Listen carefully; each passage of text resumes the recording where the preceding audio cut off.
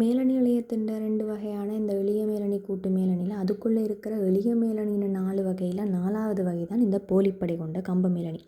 அவர் எங்கெங்கே காணப்படுவார்ன்றதுக்கு எங்களுக்கு 2 உதாரணம் தந்திருக்காங்க. அதை நாங்கள் என்ன ஞாபகம் வச்சுக்கோன்னா, அது சிம்பிள் தான். நீங்கள் கணக்கு ஒன்றும் யோசிக்க தேவையில்லை. உங்களுக்கு நார்மலாக வர 2 வருத்தம் நாங்கள் அடிக்கடி ஸ்கூல் கட் பண்ணால் கூட இந்த வருத்தங்கள் சொல்லுவோம். உடனே காய்ச்சல் யோசிச்சுறாங்க. இப்போ எங்களுக்கு காய்ச்சலை பற்றி நாங்கள் கேட்க தேவையில்லை. எனக்கு வரது இப்போ சிம்பிளாக சொல்லுவோம். தும்மல் இல்லாட்டி இருமல், சரியா? இல்லாட்டி ஓகே, தும்மல் இருமல் இது 2யும் நாங்கள் சொல்லுவோம் இருந்தால். இப்போ பார்த்தோம்னா தும்மல் நார்மலாக இப்போ யோசிக்கலாம். இதை நான் சொன்னேன், இதில் நாங்கள் ட்ரிக்காக தான் ஞாபகம் வச்சுருக்கோமே தவிர இதில் நிறைய லாஜிக்கெல்லாம் எதிர்பார்க்கக்கூடாது. அப்போ ஓகே, தும்மல்னு சொல்லிக்க தும்மல் எனக்கு நார்மலாக எதால் வரும்? ஹச்சும் தும்முறது எப்பயுமே மூக்கால் தான் தும்ம போகிறோம். அதாவது மூக்கால் தான் என்ன அந்த சளி வறுமை இனித்தி. ஓகே, அதே மாதிரி இரும போகிறோம்னா என்ன? வாயால் தான், அதாவது தொண்டை கரகரக்கத்தான் நாங்கள் இருமுவோம். இப்போ அது எங்களை இந்த தொண்டை ஏரியாவிலேருந்து வர பிரச்சனை. இது 2 சம்மந்தப்பட்ட 2 பேர் தான் இதுக்கு உதாரணமாக வராங்கன்றதை ஞாபகம் வச்சுருங்க, சரியா? இப்போ தும்மல் அண்டைக்க நான் சொன்ன இந்த மூக்கால் வரப்போகுது. அப்போ மூக்கு கால்வாய், சரி? ஒன்று தும்மல். அடுத்து என்ன சொன்னால் இருமல் தொண்டை என்ன வருதுன்னா தொண்டையோட கீழே கனெக்டாக இருக்கிற வாத நாளி, சரியா? ஞாபகம் வச்சுருங்க. இப்போ சரி, ஓகே, இப்போ இருமல் தும்மல்னு ஞாபகம் வந்துட்டு மூக்கு மற்றது வாயில் இருக்கிற வாயோட போகிற ஏதோ ஒரு ஏரியாவில் தான் ஞாபகம் வந்துட்டு.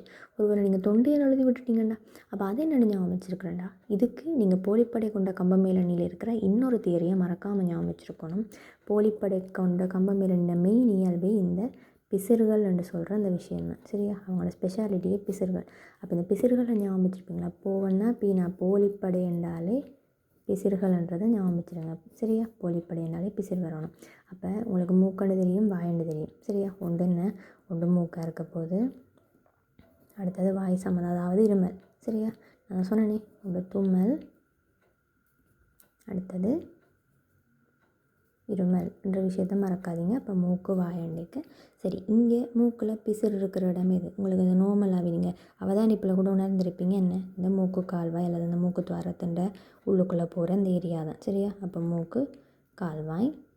அதை விட இருமல்னு சொல்லிக்குள்ளே என்ன? வாயால் போகிறது, சின்ன விஷயம். உங்களுக்கு தெரியும். இப்போ வாயால் அப்படியே பாதை போய்க்குள்ளே பிசிறு இருக்கிற ஏரியான்னு நீங்கள் ஆரம்பத்தில் படித்தது வாத நாளி, சரியா?